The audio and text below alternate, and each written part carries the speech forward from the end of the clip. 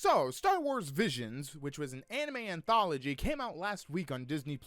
And if you know me, I love anime. I wasn't really a big Star Wars person though, but I decided to try it out anyway, and boy, I can tell you, I love it. Star Wars Visions was amazing, and the only thing I could think of is, I should make a list of all the waifus.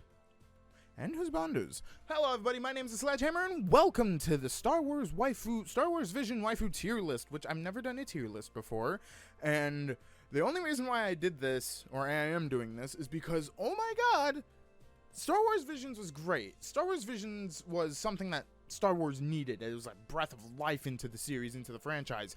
After a while, Star Wars got stale with the same old story repeating itself over and over, so this was a great way to just like revisit the world, because that's what I like about Star Wars. I like more the world and like the different aspects of it instead of just good versus bad all the time. So the characters are fantastic, all the stories are good. I watched them all twice, except one of them I watched 5 times now, and that there might be biased in this list, but you'll just bear with me. But no, I watched all of the episodes twice, and they were good. I watched both in English and in Japanese. Fantastic all the way, and I want more. I want more. I'm in a big Star Wars mood now thanks to this. Nothing else got me into a Star Wars mood except for anime, and come on. Anime. So, welcome to the waifu tier list. We're going to go in episodic order, and we're going to rank. I did not get everybody on this list. I don't know how tier lists work. Like, I don't know how to, I'm not a fair judge, I should say. But we're going to go in episodic order of the girls and the boys, because, you know, fair game, gender equality. Anyway, to the tier list, we're going to start off with episode 1, Ronin. And we have the, Ronin himself. God, I can't find him. Okay, so we have Ronin himself. And then we also have the Sith Raider, the Sith Hunter, the Sith Raider. She was like a bandit, Sith Bandit, that's what it's called. And so I'm going to go with the Ronin first. Ronin, he was a pretty cool dude. Very silent, all show, no talk. But he wasn't, I would say he wasn't like I wasn't asking for more of him, which is funny because he's the only one out of the stories that's getting a continuation, sort of. They're making a novel off of the Ronin. He was a great character, but I was satisfied with what I got to see with him. I wasn't like, woo! I was just like, oh, that's pretty neat. So, Ronin, you're pretty A tier in my book. I think I'm doing this right. Now, for the Sith Hunter, though, she's an A tier as well. But I might put her a little before, because, oh, can I not do that? Can I not? Okay, I can. Alright, so I'm going to go left to right of, like, ranking in the tiers. So, she's number 1 in A tier right now, because she just fucking put on a show. Like, the Ronin was cool. He did things sleek and silent, but she just had everything. She had the parasol, which was cool. Everybody complains about the parasol, but I love the parasol. I like her design. I love the whole, like, hood, and then she reveals the hood and all the hair, and she's got the mask, and I'm a sucker for masked characters. But, yeah. So, she's going to go on A tier. I don't know how to do this video. I'm awful at making YouTube videos. You guys should stop me. Anyway, we're going on to episode 2, Tatooine Rhapsody.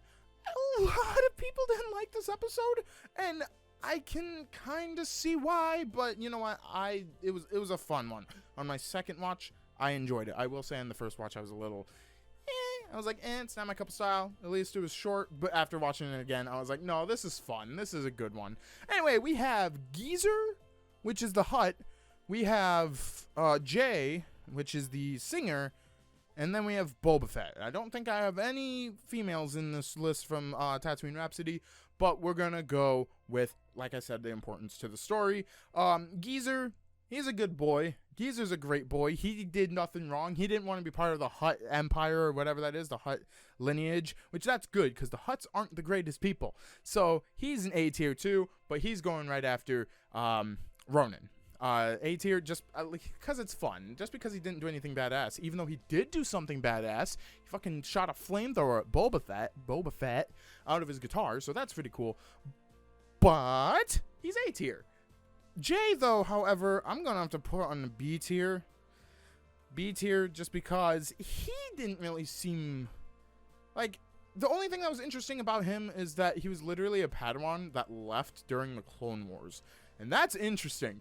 That's a very interesting, like, topic. But they didn't dwell too much into that. They just wanted to continue the band. Obviously, in 13 minutes, you don't have a lot of time to tell a full story about characters, so do with what you got. It's pretty good, though. And then Boba Fett. Boba Fett, he's fucking badass. He's A tier. Why is he A tier? Because the only reason, this is a stupid reason. There's two stupid reasons why he's A tier. And he is after Geezer just because he wasn't part of the story, importantly. But I love the fact that he likes their music. He likes Star Waver's music. He starts tapping his foot. But for some reason, even as the art style made them all small, they're all like little chibi-looking characters. But they still made him a badass. Because when they're spoilers, I should really say spoilers. Spoiler alerts for if you guys haven't watched Visions. There's a part where they're taking Geezer away because Hutt wants Geezer killed for not following the Hutt line. Jabba wants him killed. And Boba Fett's the one to go get him. And so when he gets Geezer, Jay tries to stop him with his lightsaber. The lightsaber never ever works though.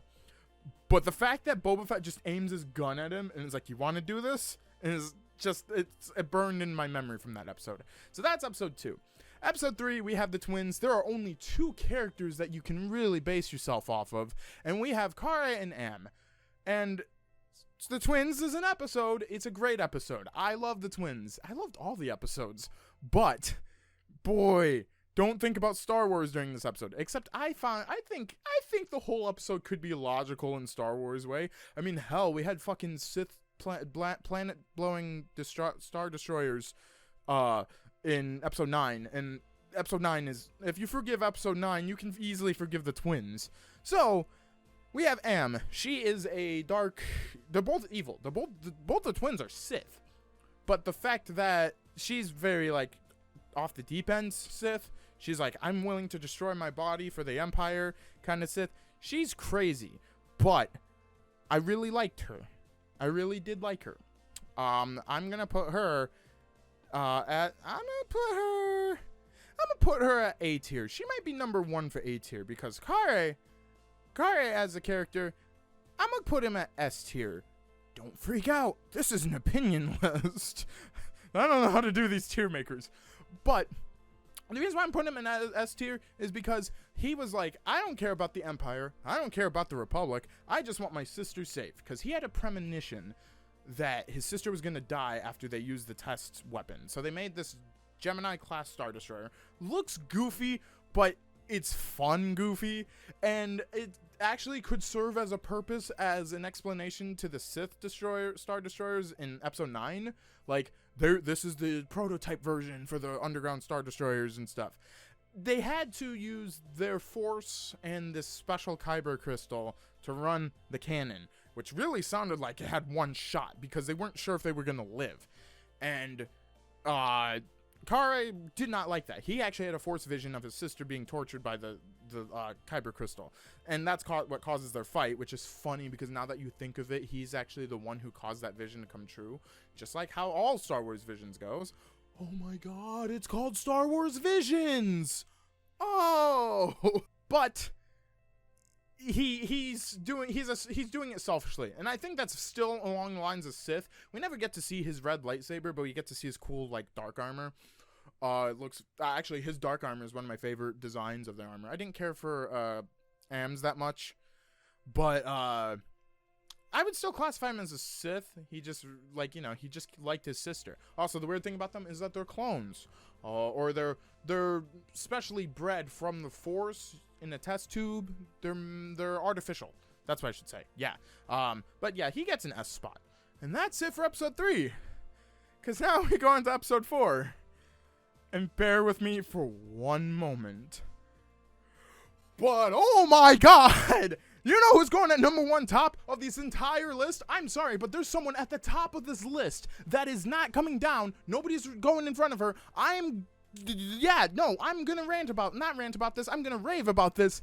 Number 1 spot belongs to F. Not in the F tier, because I don't have an F tier, but S tier gets F. Number 1. Hands down. That episode, oh my god. The Village Bride is the best episode in the entire show. And I'm going to, like, I'm freaking out still over it. The show hasn't come out for, like, a year, or what? The show hasn't been out for a week, and I already bought the merch of F. I need help. I need to go touch some grass. I'll be right back. But no, that fucking episode has, like, I've watched it 5 times. That's the episode I've watched 5 times, English and Japanese. Both of them are great. I love the voice acting, and it's really cool that in the English one, they got the Battle Droids to, there's Battle Droids in the episode. They explain that. And they got Matthew Wood to play them again, the guy who played them in the Clone Wars. So it's really cool. And then if you switch over to Japanese, you have, I'm really bad at names, but Asami Seto? She's the voice actress for Raftalia from Shield Hero and Nobara Kugasaki from Jujutsu Kaisen. So she's a fantastic voice actress. And people really love the English voice actress. I've never heard of her before, but she did a fantastic job as well.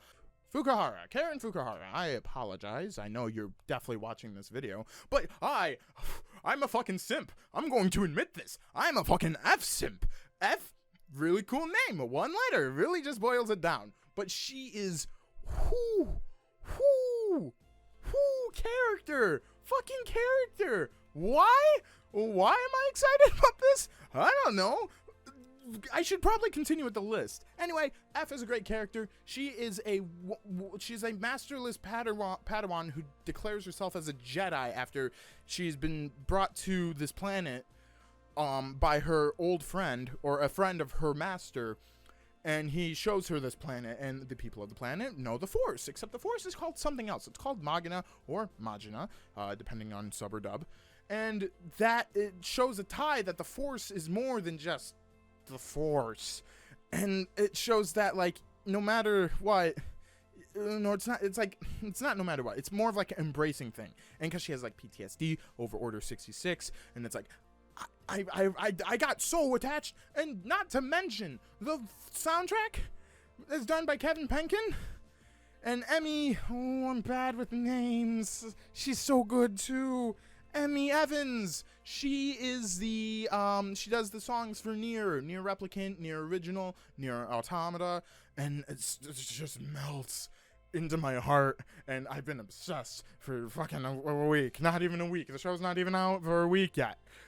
I'm gonna calm down now. Let's continue with the rest of the tier list. F is the best girl, and you better not deny it. Anyway, continuing through the list, we have F's friend, Valko. Valko is a cool guy. He's a fucking cool guy. He wears a bucket for a head, and the bucket's secretly a rocket.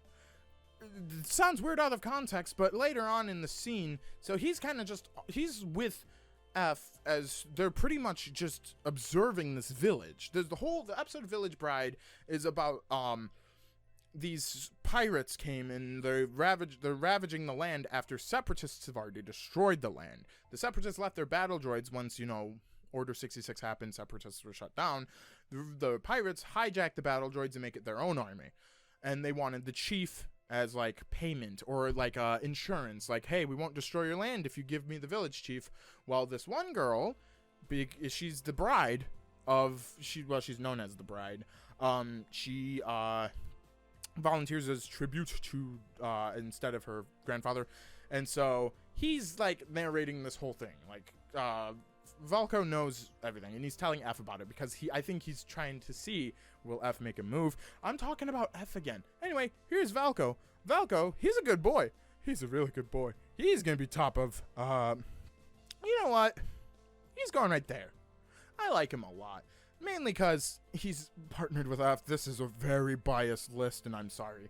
But he's really good, and he helps fight at the end, and it's not even like a fight. There's not really, it's just a beautiful episode. Anyway, the next one we have this. I put so many characters in this episode, and then when there was a character I couldn't find, I was like, they're not going on the list, I guess. I have nobody from Obi-Wan. Also, because that's weird to make a waifu husbando list about that episode. But I can tell you, they're all good boys. Even the Inquisitor. I like the Inquisitor in that episode. But next on the list, we have Asu. Asu is the brother of... No, he's not the brother. He's the husband of Haru. Haru is the girl who's being married and also volunteered away. I'm going to put him at a top B. The only reason why is because he's joining her in this, like, just trading. So as she's going away, he goes away too. he doesn't really volunteer much. He doesn't do much except for he carries Haru around to get to this like ritual where they use Magna to like look at the past of the planet. They're using the Force to look at the planet's past, because they treat the planet well because the planet treats them well, which is sad because after the Separatists laid hell to it, they literally caused a crater and deadlands and everything. I might be exaggerating, but it's a good episode. I'm also like veering off. What's happening? But he's good, but he doesn't contribute much, and I actually am putting him at this tier because I think he does something that screws up later, and that introduces us to our character Saku. Saku is the little sister of Haru who doesn't want her traded away. She instead wants to fight. That's very admirable. But Saku also she gets caught. She gets caught by the pirates, and she's about to get killed by the battle droids, and they find a grenade on her. And in the same episode, Asu is shown with like a grenade, and also Haru looks at Asu when Saku's captured, like almost like you gave my sister a grenade, because he wants to fight too. He doesn't want to really go with the pirates. Who wants to go with pirates? But she's pretty badass. I'm gonna put her at bottom A tier, above her brother-in-law. And then the last one, no, not the last one. The next one we have is this prick, this dick.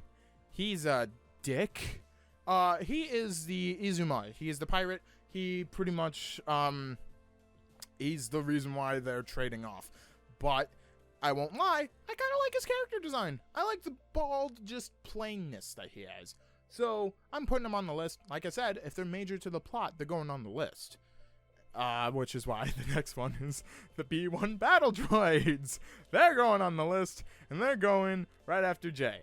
I like, you know, they're fun. They were the comedic relief of the episode, while also being like, you know, deadly, because, you know, I always think if you see Battle Droids outside of the Clone Wars, it's like, oh shit, that's not good.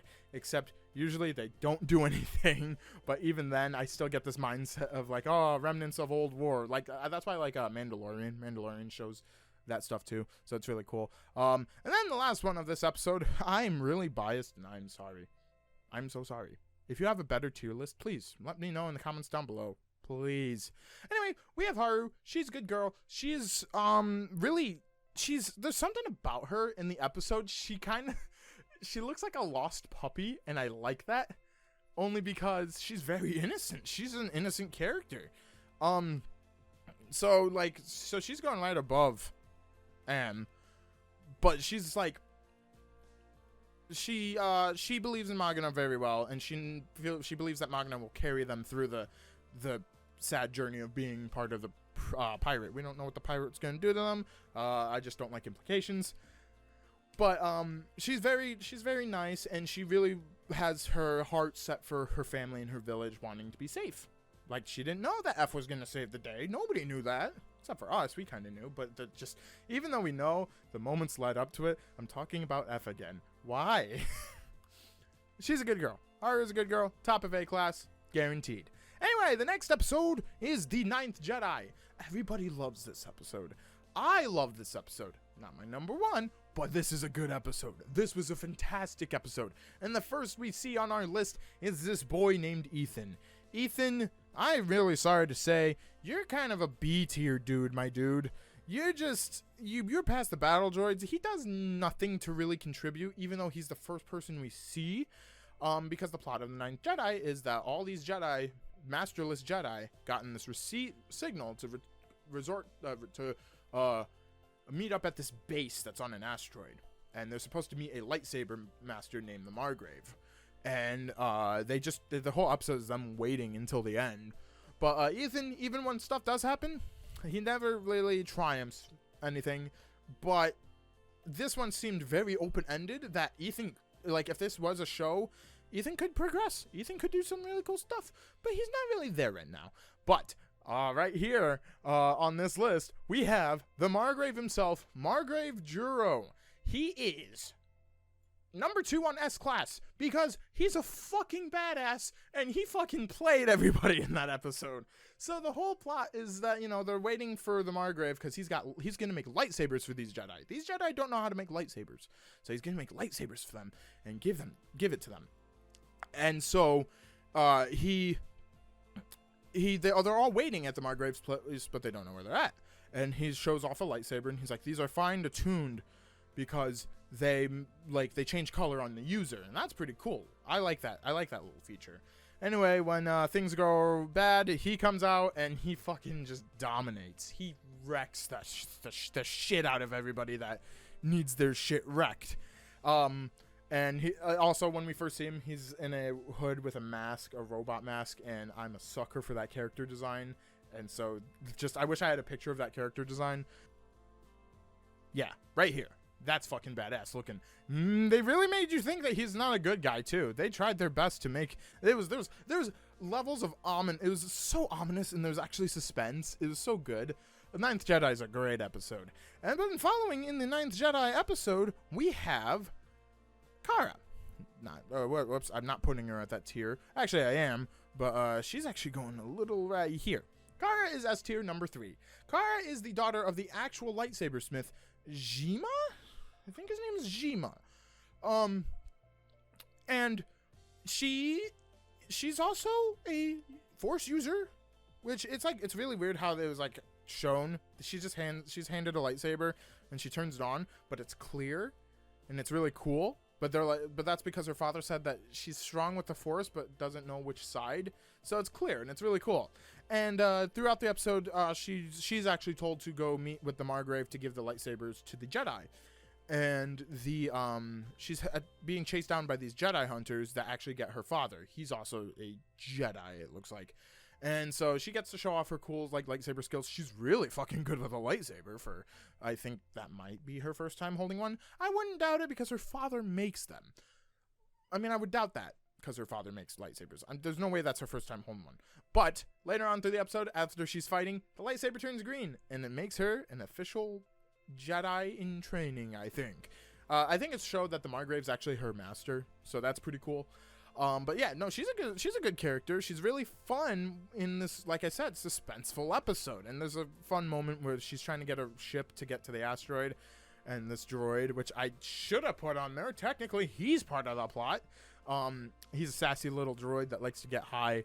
And yeah, it's just a fun episode. And she's got a cute little droid, and she's a bubble fun character. But the last one for the Ninth Jedi is her father, Lashima. He is probably, I'm gonna put him after M, only because he's a great character, but you only see him for a little bit. He's just a very he's a good dad. Good dad characters are just great in my book. I'm a sucker for that trope too. So if you mix a guy in a robot mask and a cloak and a good dad trope together as one character, I will read that story, I will buy that book, I will watch that show.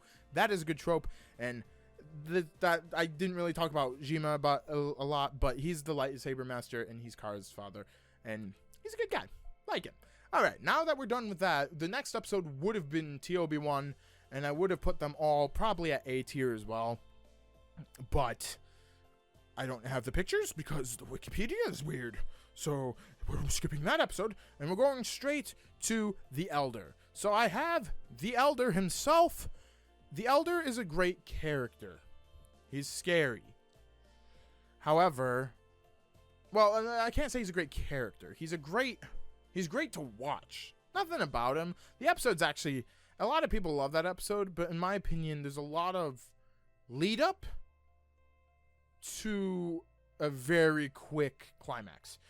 The episode spends this whole time talking about the Force, or not the Force, but they're talking about traveling out. They've never seen Sith in a while, and then suddenly they feel this dark presence, and then it takes a bit for them to get there, and once they get there, the Elder shows off and he's badass, but then he's also put down really quickly, and he's also not really there or something. He's apparently killed by time. So I'm gonna put him at top of B. Sorry, Izuma, you're not really doing well right there. But then we have So I couldn't split them. What I'm holding right here is Dan and the older Jedi, forget his name, in the same episode, the Elder. They're really cool. I really like them a lot. So they're gonna be top of B. But even then, the only okay. So if I could split it, I would keep Dan there at top of B, but I would put him just above. Actually, yeah, I'd put him in between Ronin and the Sith Bandit. He's cool, and he does things fast, but I wish there was more time. I actually wish that episode was flashy. The fact that it's not flashy is cool, but I just couldn't read the characters. I watched that twice, and I was still kind of like, it's a good one, but I can't get a firm grasp on it. If something a little more happened, I guess if the stances were to happen differently, that would have been cool.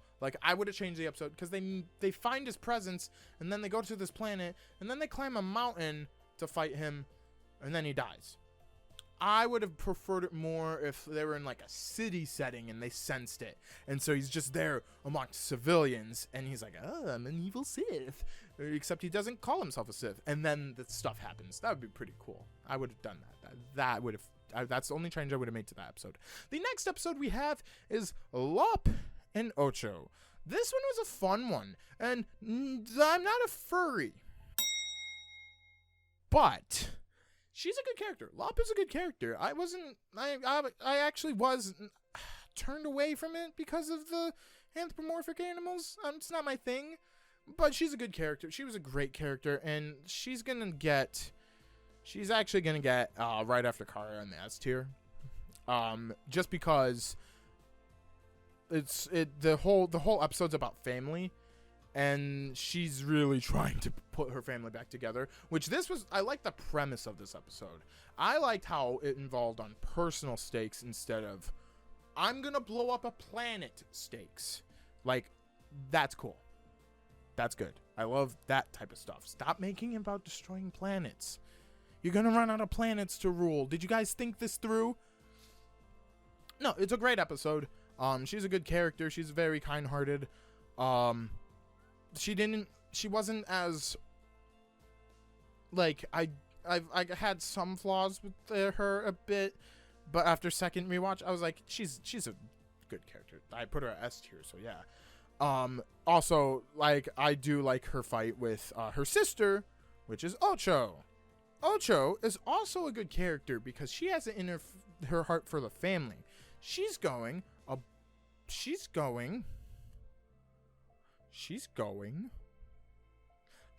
S tier. Because I said so. Because, one, I love her design. And I love that she still wants to help the family, but she switches to the bad side. She joins the Empire because they're saying, we can help your family not lose any more members, which is yeah, might as well just join them. That way they stop killing us. But then later on, she gets an Imperial outfit, and that's her aesthetic's really cool, and her weapon's cool. It's a nunchuck staff. I know it's a real weapon, and I don't know what it's called. A nunchaku staff. The 3-section staff, triple staff, 3-part staff. Sansetsuken. I'm bad at that. But yeah, no, her weapon's really cool. And the fact that she survived a lightsaber. She took that across the chest and survived. And this episode, I actually want more of this episode because it leaves on this episode ends on the most open cliffhangers. Ninth Jedi leaves on a cliffhanger of yeah, we can have more episodes. But this one literally goes we didn't finish the story. There's more. Because after the fight, she survives, but then she leaves. And then it's the two sisters don't look at each other again. And then the episode, the episode's pretty sad. Next in this episode, though, we have her father. I think it's Yatsubara. Her father is a really good character. I'm going to put him above Geezer, just because he's very kind-hearted. He doesn't really get to do much, and unfortunately, he loses an eye, but that's not why he's getting degraded.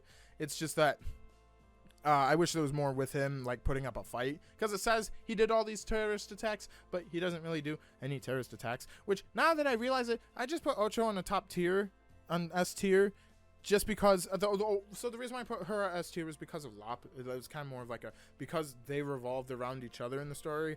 That's why I put it at S tier.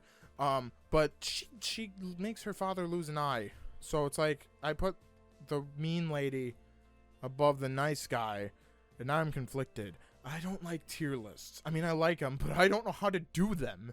Anyway, moving on, we have the next tier. Next episode, Akakiri. Akakiri was a very uniquely art-styled episode. A lot of people are divided.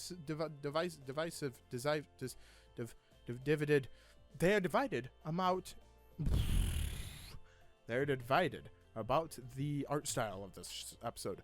This one was fun. However, I have the same problem with it as I do with the Elder, where it seems like almost a whole lot of nothing.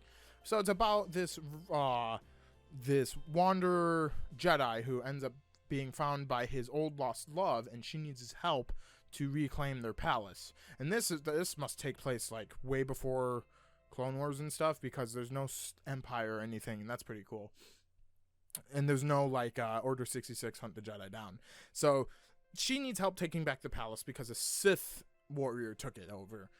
And it's actually, the Sith warrior is actually like her aunt, I think. They say that. And so we have Mina? What's your name, lady? The princess. I don't remember her name, but I'm going to put her at B, just above J, just because she wasn't like, she didn't do that much. The only thing that she was there was to be the last point of the plot. She's the escort thing to the plot, and then the major conflict that was in the plot was there. So she was really just there as like a placeholder, in my opinion. There is a nice flashback that shows that she wants to like help the galaxy and stuff, which I thought that line was cheesy for some reason, because she's literally asked, what are you thinking about? And she's like, oh, restoring peace amongst the galaxy. And it's like, who just up and says that? So yeah, she doesn't do that much. Sorry. And then we have her. She's amazing. Her name is Masago. Masago is top A. No, yes. She's good. She's good. She's S. She's S tier for sure. She's good. She's the Sith. She's the aunt of the princess. She is not shown a lot. She's shown in like the last 3 minutes of the episode. But boy, when I was watching her, I'm like, whoa, she's a powerhouse. She is like, I will bow down. Not in a simp way, but because she is power. She is power. And the reason why is because she takes our character, Tsubaki, and she manages to take him to the dark side, because she notices there's a cloud in his mind, and she's like, I can help you get rid of that cloud, because the cloud is he accidentally kills a person, and that person is the princess, because Masago tricks him into killing the princess by making his cloud bigger, the cloud of rage inside his head. And so when he does that, he's like, what have I done? I can't do anything anymore. And Masago's like, oh, champ, butter up. What the fuck are you saying? And she's like, oh, don't worry about it. We can bring her back because force healing, that's the thing. And he's like, oh, I don't know how to do that. And she's like, you wouldn't, you're a Jedi, but I can show you. And she actually manages to turn him into a Sith. Just like that. What a power move. She's just a power move. And I didn't mean to put her there. I actually liked her a little bit more than, I'm going to put her in between Lop and Ocho, because she's that fucking good. But Tsubaki, you're a little crazy. So Tsubaki is going to go top of B. Nope, top of B. Top of B. Yeah, he's top of B. He really doesn't do much either except have headaches of killing. But the fact that he's just transformed so fast into a Sith, like, and then he like, so the princess does wake up and she's like, Tsubaki, what happened? And he doesn't say a thing, and he just puts up his hood. He's like, I brought you back to life. Goodbye now. And then Masago and Tsubaki go and conquer whatever planet they want, because she's just that powerful. She could tell like she could just tell anybody to submit. Like, she's powerful. Also, I love her design. She's like a goddess. And I probably should have put it higher, but I have more, like, strong feelings. If she was shown more, she'd definitely be higher, probably higher than Valko. But, actually, yeah, if she was shown a little bit more, I think she would be higher. I actually want more of her. Just her. And maybe Tsubaki, her apprentice. But, like, just her. But anyway, I've rambled on way too long. I didn't know tier lists videos can be that long. I rambled on long enough. That's my Star Wars Visions, Waifus, and Husbandos tier list. If you guys have any objections, please put them down in the comments. Who's your favorite character in Visions? Did you enjoy Visions? Because I did. It reignited a spark in the Force for me. That sounds so nerdy. My God. I didn't script anything. Not that I could have scripted. I had this tier list planned a bit. But, like, I don't know. My mind's a wreck. I got some stuff on my mind. Anyway, that's all the time I have for this video. If you guys liked it, please leave a like, comment, subscribe, follow me on Twitter, and let me know how the channel's doing, and read Darwin's Law. That's my webtoon. Anyway, my name's The Sledgehammer, but I already said that. And let the Force be with you.